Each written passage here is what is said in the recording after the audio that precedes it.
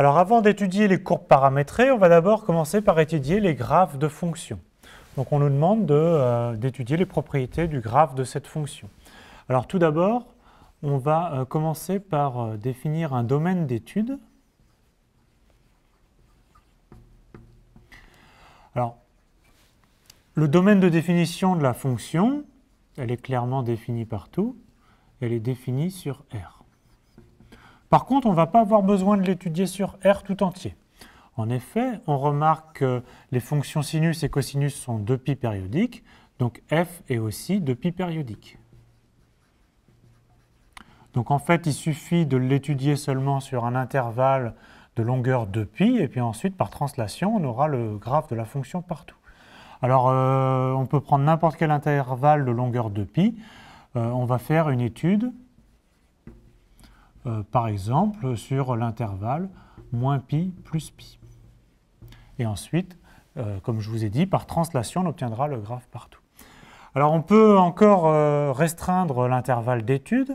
On remarque que f est pair, c'est-à-dire que f de moins x, donc sinus carré à cause du carré, sinus carré de moins x, c'est égal à sinus carré, et cosinus est pair, donc cosinus de moins x, c'est aussi cosinus x. Donc f de moins x, c'est égal à f de x, aussi quel que soit x. Et donc, on va seulement faire une étude pour les x positifs, mais comme on s'est déjà limité à l'intervalle -π plus π, on va limiter notre étude à l'intervalle 0π. Et ensuite, on fera d'abord une symétrie par rapport à l'axe des ordonnées pour obtenir le graphe sur -π plus π, et après, comme je vous ai dit, une translation. Donc maintenant, on va obtenir les variations de f. Et bien sûr, on n'a pas besoin d'étudier les variations de f sur tout R, mais seulement sur notre intervalle d'étude, qui est beaucoup plus petit, ce qui va nous faciliter la tâche. Donc pour calculer les variations, on va tout d'abord dériver la fonction. Donc c'est une fonction qui est C infini, donc en particulier dérivable. On calcule la dérivée, ça fait 2 cosinus x fois sinus x moins sinus x. On peut mettre sinus x en facteur de 2 cosinus x moins 1. Alors on va chercher, pour étudier le signe de f', on va déjà voir quand est-ce que f' s'annule. Alors on a un facteur, donc déjà quand est-ce que le premier facteur peut être nul? Alors quand est-ce que sinus x est nul? Si et seulement si x vaut 0 ou pi. Et je vous rappelle qu'on se limite à notre intervalle d'étude 0π. Maintenant, quand est-ce que 2 cosinus x moins 1 est nul? C'est-à-dire que cosinus x est égal à 1,5. Et donc sur l'intervalle 0π, si et seulement si, x égale à π sur 3. Donc on a tout pour dresser le tableau de variation de f. Donc on se place sur l'intervalle 0π, on aura le point π sur 3 qui sera intéressant. Donc on commence par décider la dérivée. Donc la dérivée est nulle en 0, en π sur 3 et en π. Et pour déduire les variations de f, on a besoin en fait du signe de la dérivée. Alors sur l'intervalle 0π, sinus x est toujours positif. Sur l'intervalle 0π sur 3, cosinus x est plus grand que 1,5, donc cette expression-là est positive. Et ensuite, cosinus x est plus petit que 1,5, cette expression-là est négative. La fonction est donc d'abord croissante et ensuite décroissante. On peut placer les valeurs remarquables. En 0, la fonction vaut 1. En π sur 3, donc c'est sinus carré de π sur 3, donc c'est racine de 3 sur 2 au carré plus 1,5, ce qui nous donne 5 quarts. Et en 0, le sinus vaut 0 et le cosinus, en π, pardon, le sinus vaut 0 et le cosinus vaut moins 1.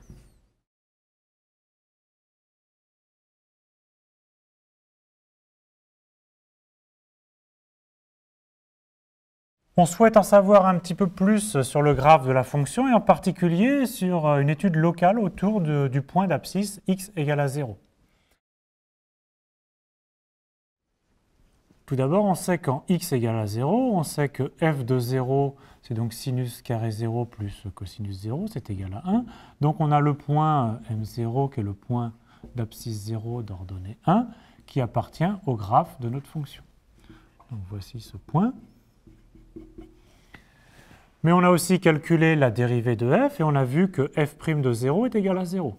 C'est-à-dire au point M0, la tangente est horizontale.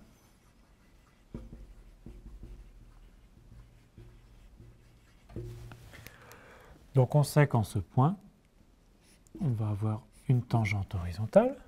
Et donc en particulier, ça nous donne immédiatement une équation de la tangente.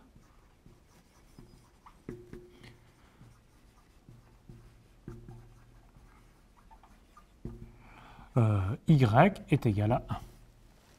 Alors, maintenant, comment se comporte le graphe de la fonction au voisinage de cette tangente? Donc, pour l'instant, c'est juste qu'il est tangent au graphe, mais il pourrait être tangent par en dessous, tangent par au-dessus, tangent en traversant. Il y a plusieurs situations possibles.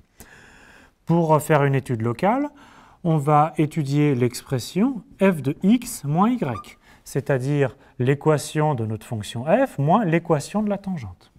Donc f de x moins y, c'est donc sinus carré x plus cosinus x moins l'équation de la tangente 1. Et on va étudier le signe de cette expression en fonction de x. Donc je regroupe sinus carré x moins 1 plus cosinus x. Et d'après la formule sinus carré plus cosinus carré est égal à 1, on a ceci qui est moins cosinus carré x plus cosinus x. On peut factoriser par cosinus x, ce qui nous donne 1 moins cosinus x facteur de 1 moins cosinus x. Alors, ceci autour de x égale à 0, on a toujours que cosinus x est proche de 1, donc cosinus x est toujours positif, et 1 moins cosinus x, quel que soit x, aussi. Donc, on a l'expression f de x moins y, qui est toujours positif pour x proche de 0. Qu'est-ce que ça signifie géométriquement? Ça signifie que le graphe de f est au-dessus de la tangente. Donc, le graphe de f, il est tangent ici, il a une tangente horizontale, mais en restant au-dessus. Et donc, l'allure locale de la fonction, c'est ceci. Donc, conclusion. Gamma f est au-dessus de la tangente. Alors évidemment, c'est une étude locale qui n'est valable que pour ce point M0.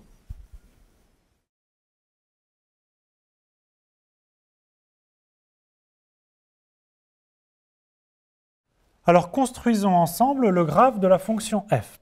Alors on se limite d'abord à l'intervalle 0π. On va placer quelques points particuliers. On sait que f de 0 c'est 1 et f de π c'est moins 1. On a vu aussi le point intéressant f de π sur 3 qui valait 5 quarts. Alors en 0 on a vu qu'on avait une tangente horizontale.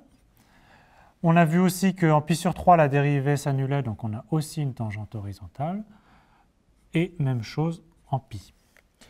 Alors on a fait une étude locale en 0, on sait que la fonction a son graphe au-dessus de la tangente, et maintenant à partir de ces points, on peut, et des variations, on sait que la fonction est croissante sur l'intervalle 0π sur 3, elle admet une tangente horizontale, puis elle est décroissante jusqu'à la valeur π, où elle admet aussi une tangente horizontale. Alors là, on trace le graphe que sur 0π, et on a vu que la fonction était paire, donc on en déduit le graphe sur l'intervalle, maintenant, 0 moins π. Le graphe est symétrique par rapport à l'axe des ordonnées. Donc, on a maintenant le graphe de la fonction sur un intervalle de longueur de π, l'intervalle moins π, π, et on sait que la fonction est 2π périodique, et donc par translation, on en déduit le graphe partout.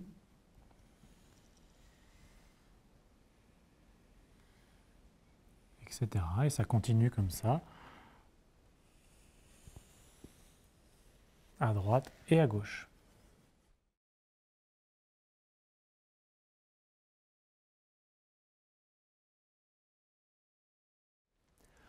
On va maintenant étudier le graphe de la fonction f définie par f de x égale x plus log de 1 plus exponentielle x.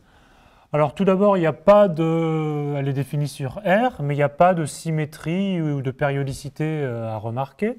Donc on va directement étudier les variations sur R tout entier. Donc pour ça, on commence par calculer la dérivée, f' de x. C'est donc 1 plus la dérivée de log, donc qui est log de u, et donc du type u' sur u, donc plus exponentielle x, divisé par 1 plus exponentielle x. L'exponentielle étant toujours positive, cette expression-là est toujours positive. Et donc cette expression-là est toujours strictement plus grand que 1. Et donc en particulier, f est une fonction strictement croissante.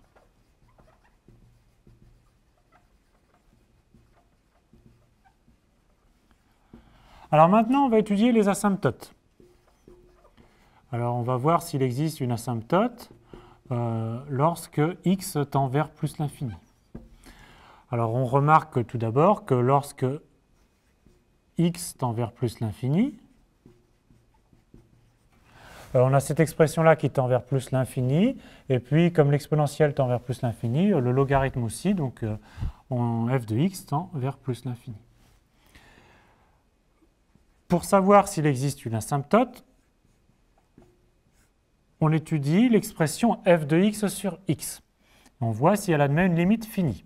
Donc f de x sur x, c'est donc x sur x, c'est 1, plus log de 1 plus exponentielle x, le tout divisé par x. Alors là, par contre, apparaît une forme indéterminée, puisqu'on a au numérateur une expression qui tend vers plus l'infini, au dénominateur aussi. Alors comment est-ce qu'on se débarrasse de cette indétermination? En fait, on va faire apparaître artificiellement, on va factoriser par exponentielle x à l'intérieur. Donc quand on factorise par exponentielle x, on fait apparaître ici du exponentielle moins x plus 1, donc toujours divisé par x. Alors pourquoi est-ce qu'on fait ça? Parce qu'on sait qu'on a ici logarithme de a fois b, c'est logarithme de a plus logarithme de b. Le tout divisé par x. Et bien sûr, logarithme d'exponentielle x donne x. Donc ça donne 1 plus x plus log d'exponentielle moins x plus 1, le tout divisé par x, ce qui se réécrit de la façon suivante aussi, 2 plus log d'exponentielle moins x plus 1 divisé par x. Alors maintenant, ceci n'est plus une forme indéterminée. Vous avez quand x tend vers plus l'infini, exponentielle de moins x qui tend vers 0, donc l'expression entre parenthèses tend vers 1, et donc le log tend vers 0. Et on a une expression avec un numérateur qui tend vers 0, un dénominateur qui tend toujours vers plus l'infini. Ce n'est pas une forme indéterminée, ça tend vers 0. Donc ceci tend vers 2 lorsque x tend vers plus l'infini toujours. Donc c'est le premier pas pour savoir s'il y a une asymptote. Et la deuxième étape, c'est de vérifier la limite de f de x moins donc le coefficient qu'on vient de trouver, 2 fois x. C'est-à-dire que, grosso modo, je multiplie l'expression précédente par 2, par x, pardon. Donc, j'ai déjà fait le calcul. Quand je multiplie l'expression précédente par x, j'ai donc f de x sur x fois x, ça donne f de x, moins 2 fois x. Et donc, on vient de calculer juste au-dessus, c'est égal à log d'exponentielle moins x plus 1 divisé par x fois x. D'accord? Donc encore une fois, lorsque x tend vers plus l'infini, exponentielle moins x tend vers 0, cette expression entre parenthèses tend vers 1, le log tend vers 0, et donc ceci tend vers 0 quand x tend vers plus l'infini. Conclusion. La droite d'équation y égale à 2x, donc le 2 nous est donné par la première étape du coefficient, plus, disons, le coefficient constant qui est obtenu par cette limite finie ici, 0, est asymptote au graphe de f lorsque, ici on a fait l'étude, lorsque x tend vers plus l'infini.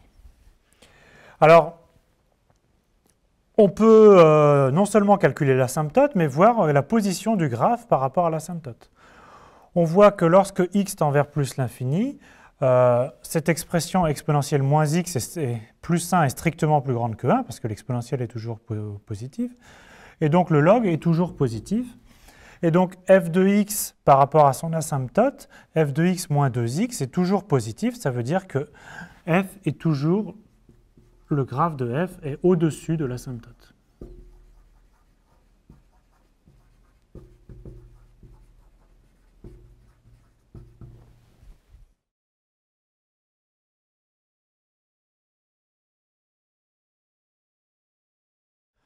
On fait maintenant la même recherche d'asymptote au voisinage de moins l'infini cette fois. Alors, encore une fois, quand x tend vers moins l'infini, la fonction n'est pas bornée, f de x tend vers moins l'infini. Donc c'est légitime de rechercher une asymptote.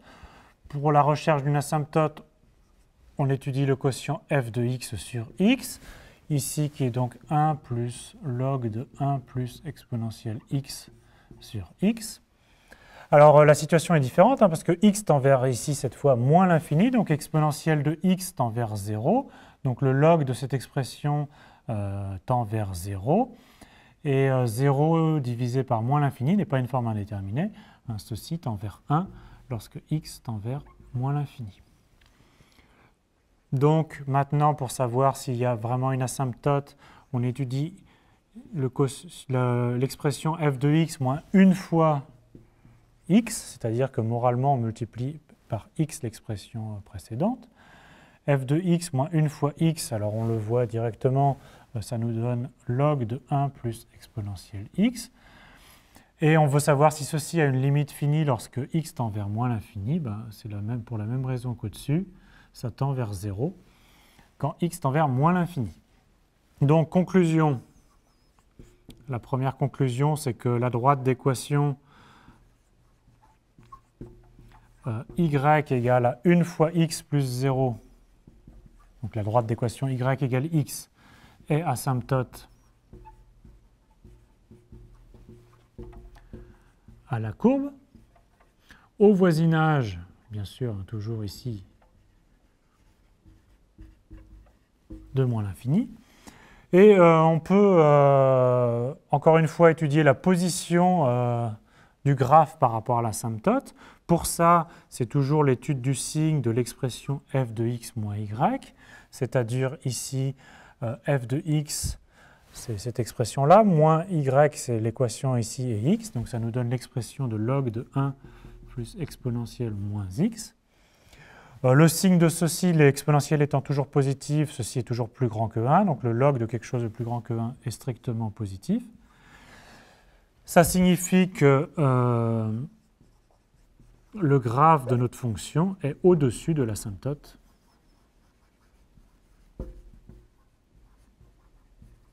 Bien sûr, toujours autour de moins l'infini.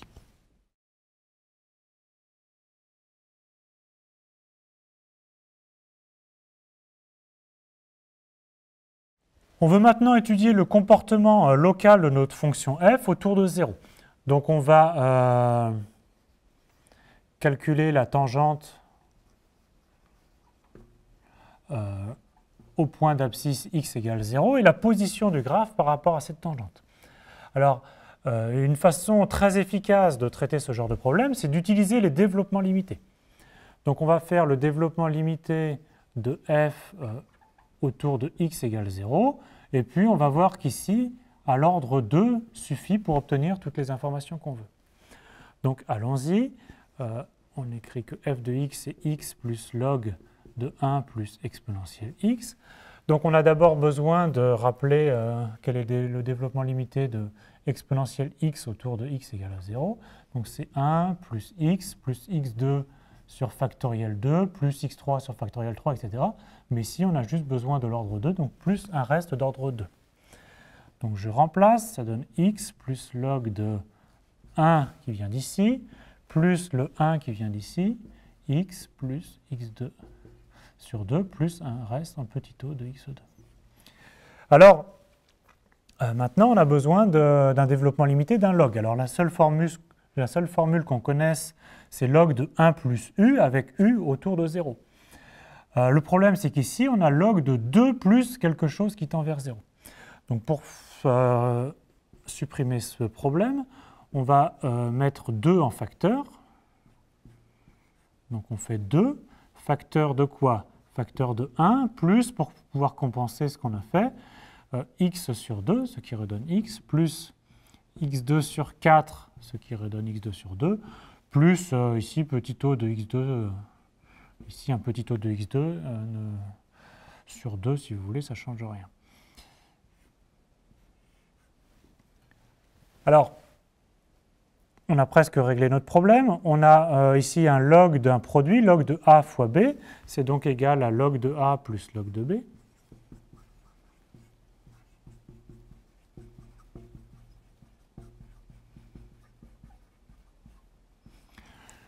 Et donc, on a bien log de 1 plus, ici, ce qui va être notre U. Et quand x tend vers 0, on a bien U qui tend vers 0. Donc, on peut bien appliquer la formule qu'on connaît pour le logarithme de 1 plus U avec U proche de 0. C'est U moins U2 sur 2 plus U3 sur 3, etc. Mais on n'a encore une fois que besoin de l'ordre 2, donc plus petit o de U2. Alors, qu'est-ce que ça donne, cette formule? Donc, on a toujours le log de 2, la constante d'abord, ensuite x. Et ensuite, on doit avoir l'expression de U, x sur 2 plus x2 sur 4, plus un reste que j'écrirai à la fin. Ensuite, on a moins 1 demi de u au carré, donc x sur 2 plus x2 sur 4 plus le reste que j'écrirai à la fin. Et justement, plus un reste qui est un petit o de x2 qui est apparu ici et là, et qui est aussi un petit o de u2, mais comme u c'est x plus quelque chose, le petit o de u2, c'est aussi un petit o de x au carré. Alors regroupons tous nos termes. On a ici le terme constant, c'est log de 2. Le terme en x, on a x plus x sur 2, donc on a plus 3 demi de x. Et les termes carrés, on a x2 sur 4, et quand on développe le carré ici, on a du x sur 2 au carré facteur de 1 moins 1 demi, donc ça nous fait moins 1 huitième de x carré. Donc x carré sur 4 moins 1 huitième de x carré, ça nous donne plus 1 huitième de x carré. Évidemment, on n'oublie pas le reste d'ordre 2. Alors, une fois qu'on a fait ce travail calculatoire, on a directement toutes les réponses à nos questions. Donc, conclusion. Tout d'abord, la partie d'ordre 1 nous donne le développement, nous donne la tangente. Donc le dl1 donne la tangente, donne une équation de la tangente.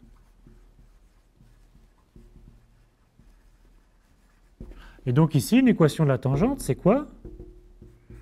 Y égale log de 2 plus 3 demi de x. Mais maintenant, intéressons-nous à la position de la courbe par rapport à la tangente. Pour calculer la position de la courbe par rapport à la tangente, on fait f de x moins l'équation de la tangente. Mais vous voyez que quand on fait f de x moins le développement limité d'ordre 1, qu'est-ce qui reste? Il reste 1 huitième de x2 plus un reste. Donc il faut se souvenir que petit o de x2, c'est une fonction qui tend vers 0 fois x2. Donc pour étudier le signe de cette expression, on a juste à étudier le signe de cette expression. Donc on peut mettre x carré en facteur. Et donc, c'est 1 huitième plus epsilon de x. Donc, x carré est bien sûr toujours positif, le 1 huitième aussi. Et epsilon de x, c'est une fonction qui tend vers 0 quand x tend vers 0. Donc, 1 huitième plus quelque chose qui tend vers 0, au voisinage de 0, c'est toujours positif. Donc, le bilan, c'est que f de x moins y est positif pour x proche de 0. Et ça veut dire quoi géométriquement? Ça veut dire que le graphe de f est au-dessus de sa tangente en 0.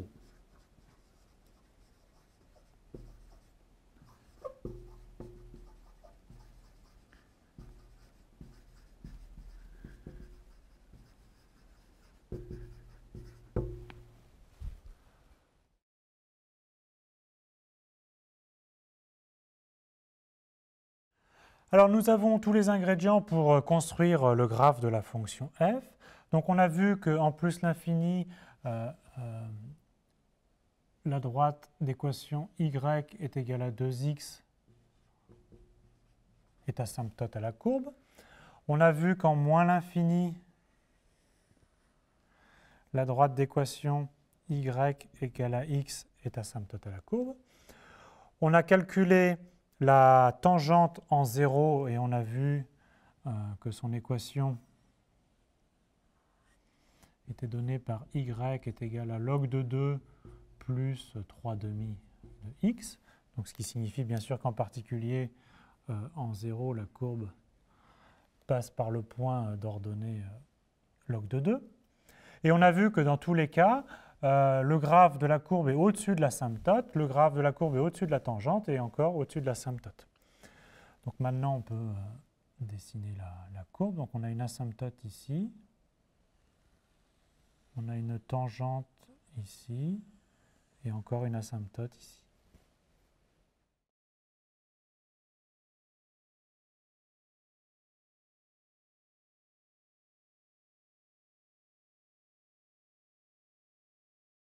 Alors revenons un peu sur les graphes de fonctions qui permettent une bonne introduction aux courbes paramétrées qui seront un peu plus générales. Revenons tout d'abord sur le domaine d'étude et aussi les variations. Donc tout d'abord, on commence par étudier la périodicité. Donc pour les fonctions, ça se traduit par trouver un grand T tel que f de x plus t est égal à f de x, donc ceci, quel que soit x dans le domaine de définition de la fonction. Et ça permet, si on trouve une telle période, ça permet une réduction du domaine d'étude à un intervalle de longueur la période. Donc on peut prendre soit un intervalle du type 0t, ou ça peut être aussi un bon choix de prendre un intervalle qui est symétrique par rapport à l'origine, du type moins t sur 2 plus t sur 2. Alors, il y a aussi l'étude des symétries. Les symétries qui s'obtiennent par la parité des fonctions. Donc tout d'abord, on calcule f de moins x. Alors si f de moins x est égal à f de x, la fonction est paire, c'est-à-dire représente une symétrie axiale par rapport à l'axe des ordonnées. Et il se peut aussi que f de moins x, ce soit moins f de x, donc la fonction est impaire. Et à ce moment-là, on a une symétrie centrale par rapport à l'origine. Et dans tous les cas, si on a une telle symétrie, on se limite à une étude, par exemple, seulement sur 0 plus l'infini. Et on peut bien sûr combiner cette restriction avec la restriction donnée par une périodicité. Alors, ensuite, évidemment, souvent on calcule les variations de f, et des points remarquables sont les points où on a une tangente horizontale.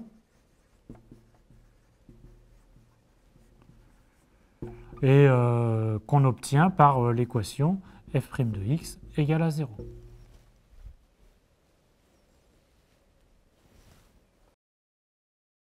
Revenons sur un point qui a été abordé dans cet exercice, c'est comment obtenir une équation de la tangente en utilisant les développements limités. Alors quand on connaît l'outil très puissant que sont les développements limités, il ne faut pas se priver de l'utiliser. Donc on va se placer au voisinage de l'origine. Donc on effectue un développement limité d'une fonction f et on va se placer en x0 égale à 0. Donc le développement limité de f s'écrit sous la forme d'une expression polynomiale c0 plus c1x plus c2x2 plus etc. jusqu'à un certain ordre n plus un reste. Donc le développement limité d'ordre 1 va nous donner directement l'équation de la tangente.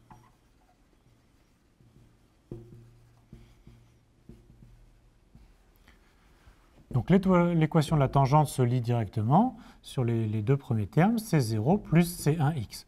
Alors c'est évidemment pas une grande surprise puisque on connaît la formule de Taylor qui nous dit que C0, c'est le terme f évalué au point où on fait le développement limité, donc ici f de 0. Et puis le coefficient C1 s'obtient en faisant la dérivée en x0, donc ici f' de 0 fois x ici, et donc on retrouve bien l'équation classique de la tangente. Alors, le développement limité, on va se servir des autres termes pour en déduire la position du graphe de notre fonction par rapport à sa tangente. Alors, cette position, la nature de cette position, dépend du signe de l'expression f de x moins y, où y est une équation de la tangente. Et donc, quand on soustrait le développement limité d'ordre 1 à f, ça commence par une expression qui commence au degré 2, plus c3, x3, etc., jusqu'à un certain ordre où on s'est arrêté. Et maintenant, le signe va dépendre du premier coefficient qui apparaît ici. Mais attention, va dépendre du premier coefficient non nul qui apparaît ici. Il se pourrait très bien que C2 soit nul, C3 soit nul, etc.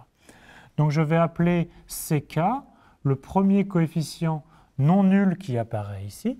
Et puis, j'arrête le développement limité ici. Donc j'écris directement le reste. Et le point clé, c'est que CK, je l'ai choisi non nul. C'est le premier non nul qui apparaît. Donc maintenant, la situation géométrique est la suivante. On a donc une courbe dont on connaît la tangente.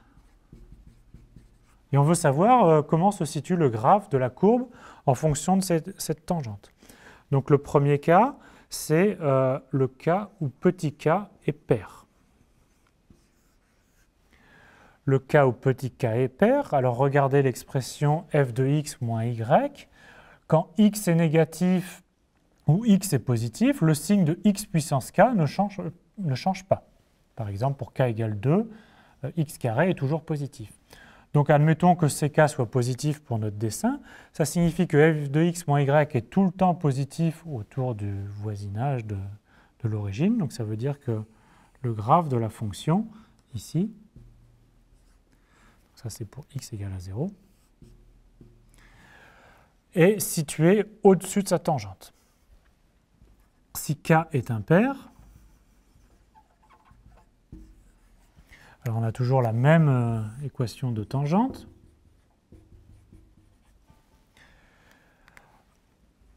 La tangente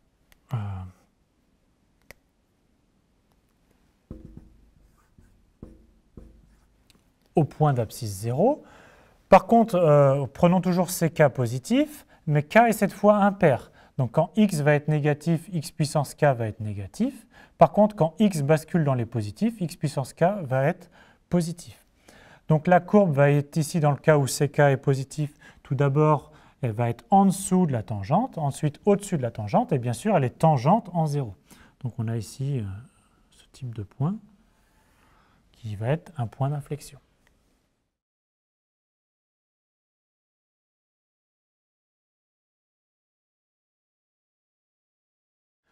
Alors, dernier point à bien comprendre sur les graphes de fonctions pour bien les comprendre ensuite sur les courbes paramétrées, c'est les asymptotes.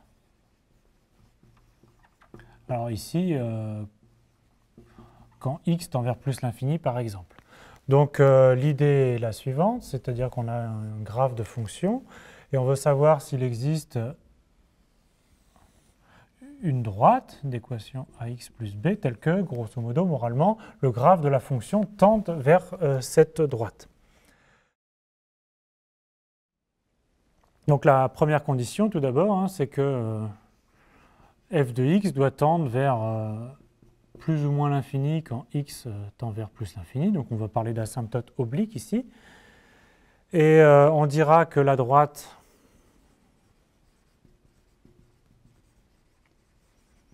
d'équation, donc y égale ax plus b, est asymptote oblique, pour éviter les cas un peu plus faciles qui sont asymptote horizontale et asymptote verticale.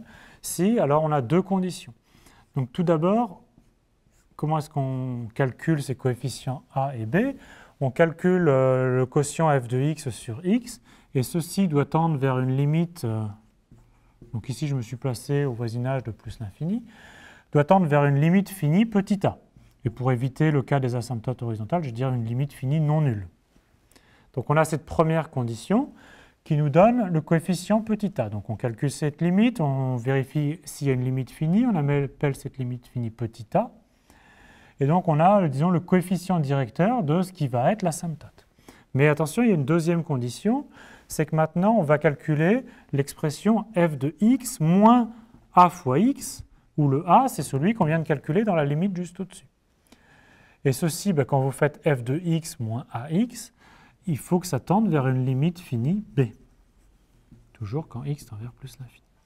Donc si ces deux conditions sont remplies, on dit que la droite d'équation y égale ax plus b est une asymptote oblique.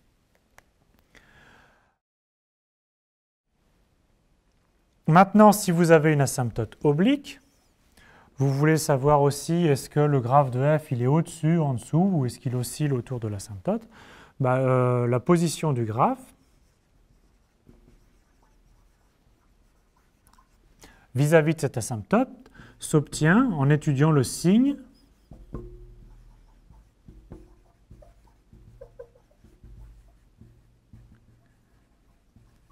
de f de x moins y.